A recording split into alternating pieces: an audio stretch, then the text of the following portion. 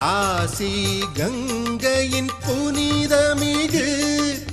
மாசி மகாகுளம் குடமூக்கினிலே மாசர மங்கள நாயகியின் மணாள சிவனாம் கும்பேஸ்வரரின் காலை கதிரும் மாலை மதி காலம் தோறும் வழிபாடு செய்யும் ஆலய சிவனை நாவார தேவார இசையால் பாடிடுவோமே.